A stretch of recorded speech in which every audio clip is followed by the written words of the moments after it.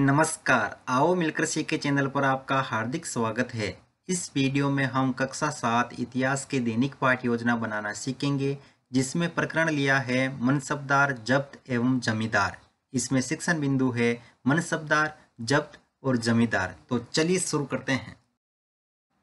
सर्वप्रथम लिखेंगे विद्यालय का नाम, जहां पर आप ये लेसन प्रस्तुत करेंगे। कक्षा 7, दिनांक, विषय इतिहास, यहाँ पर कालांश, प्रकरण का नाम मनसबदार, जब्त एवं जमींदार, समयावधि 30 मिनट।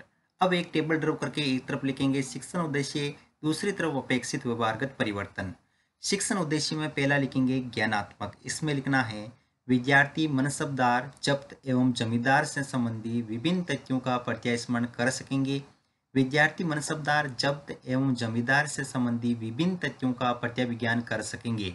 अवबोध, विद्यार्थी मनसबदार, जब्त एवं जमींदार से संबंधित गतिविधियों में अंतर स्पष्ट कर सकेंगे। विद्यार्थी मनसबदार, जब्त एवं जमींदार से संबंधित तथ्यों की तुलना कर सकेंगे। फिर है तीसरा बिंदु ज्ञानोपयोग। इसमें लिखेंगे विद्यार्थी मनसबदार, जब्त एवं जमींदार से सीखे गए ज्ञान को अपने भावी जीवन में आवश्यकता अनुसार उपयोग कर सकेंगे। विद्यार्थी मनसबदार, जब्त एवं जमींदार से संबंधित गतिविधियों का सामान्यीकरण कर सकेंगे। कौशल, विद्यार्थी मनसबदार, जब्त एवं जमींदार से संबंधित गतिविधियों को समझने की कुशलता का विकास विकसित कर सकेंगे। विद्यार्थी मनसबदार, जब्त एवं जमींदार से संबंधित तथ्यों को एकत्रित कर चार्ट बनाने की दक्षता प्राप्त कर सकेंगे। पांचवा बिंदु है अभिरुचि। इसमें लिखना है विद्यार्थी मनसबदार, जब्त एवं जमींदार से संबंधित विषय का अध्ययन करने में रुचि ले सकेंगे। विद्यार्थी मनसबदार, जब्त एवं जमींदार से संबंधित घटनाओं पर विचार विमर्श रुचि पैदा कर सकेंगे। अभिवृत्ति, विद्यार्थी मनसबदार, जब्त एवं जमींदार के प्रति अपने दायित्व की भावना विकसित कर सकेंगे।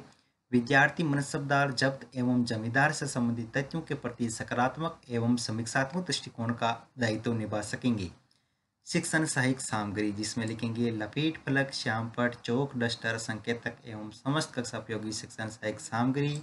पूर्व ज्ञान में लिखेंगे विद्यार्थी मनसबदार, जब्त एवं जमींदार के बारे में सामान्य जानकारी रखते हैं। फिर है प्रस्तावना प्रश्न, जिसमें टेबल ड्रॉ करके लिखेंगे एक तरफ छात्राध्यापक क्रियाएं, दूसरी तरफ विद्यार्थी क्रियाएं।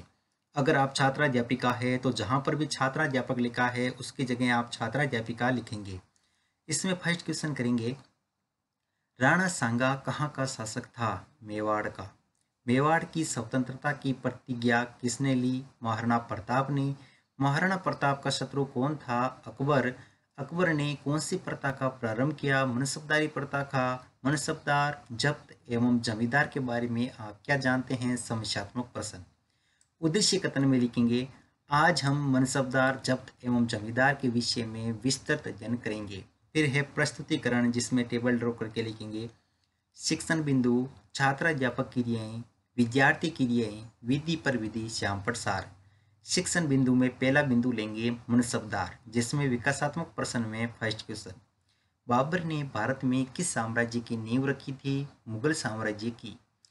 मुगलों की सेवा में आने वाले नौकरशाही क्या कहलाते थे? मनसबदार। मनसबदार के बारे में आप क्या जानते हैं? तो निरुत्तर, विधि पर विधि में प्रश्नोत्तर विधि।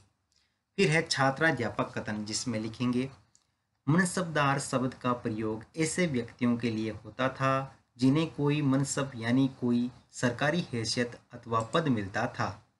यह मुगलों द्वारा चलाई गई श्रेणी व्यवस्था थी जिसके लिए एक पद, वेतन एवं सैन्य उत्तरदायित्व निर्धारित किए जाते थे। पद और वेतन का निर्धारण जात की संख्या पर निर्भर था। जात की संख्या जितनी अधिक होती थी तो दरबार में अभिजात की प्रतिष्ठा उतनी ही बढ़ जाती थी और उसका वेतन भी उतना ही अधिक होता था। जो सैन्य उत्तरदायित्व मनसबदारों को सौंप जाते थे उन्हीं के अनुसार उन्हें घुड़सवार रखने पड़ते थे। मनसबदार अपने सैनिकों के घोड़ों को दगवाते थे एवं सैनिकों का पंजीकरण करवाते थे। उनके बाद सैनिकों को धन मिलता था। फिर यहाँ विद्यार्थी क्रिया में लिखेंगे विद्यार्थी ध्यानपूर्वक सुनेंगे तथा मुख्य बिंदुओं को अपनी अभ्यास पुस्तिका में लिखेंगे। विधि में वाक्यान विधि और श्यामपट सार में लिखेंगे मनसबदार में पद और वेतन का निर्धारण जात की संख्या पर निर्भर था। मनसबदार अपने सैनिकों के घोड़ों को दगवाते थे एवं सैनिकों का पंजीकरण करवाते थे। फिर दूसरा शिक्षण बिंदु लेंगे जब्त, जिसमें विकासात्मक प्रश्न में फर्स्ट क्वेश्चन, टोडरमल कौन था अकबर का राजस्व मंत्री। सेकंड क्वेश्चन, मुगल प्रशासन में राजस्व प्राप्त करने वाली व्यवस्था को क्या कहा जाता था। जब्त, जब्त के बारे में आप क्या जानते हैं, तो निरुत्तर विधि में प्रश्नोत्तर विधि। फिर है छात्राध्यापक कथन, जिसमें लिखेंगे अकबर के राजस्व मंत्री टोडरमल ने 10 साल 1570 से 1580 की कालावधि में कृषि की पैदावार, कीमतों और कृषि भूमि का सावधानीपूर्वक सर्वेक्षण किया। इन आंकड़ों के आधार पर प्रत्येक फसल पर नकद के रूप में कर निश्चित कर दिया गया। प्रत्येक सूबे प्रांत को राजस्व मंडलों में बांटा गया और प्रत्येक की हर फसल के लिए राजस्व दर की अगली सूची बनाई गई।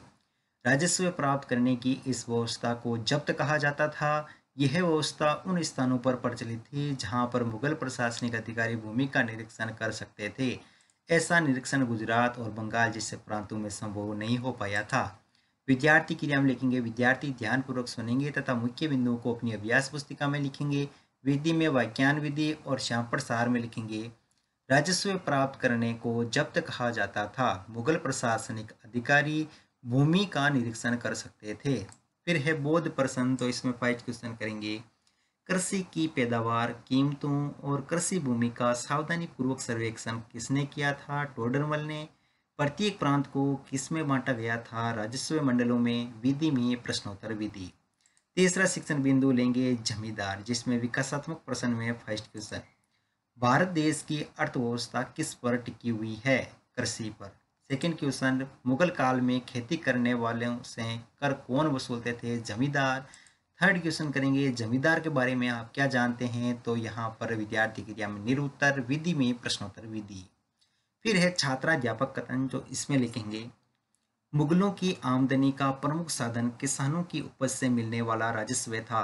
अधिकतर स्थानों पर किसान ग्रामीण कुलीनों यानी कि मुखिया या स्थानीय सरदारों के माध्यम से राजस्व देते थे।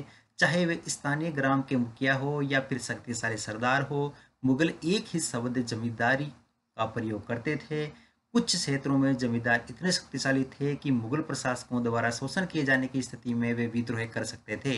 कभी कभी एक ही जाति के जमींदार और किसान मुगल सत्ता के खिलाफ मिलकर विद्रोह कर देते थे।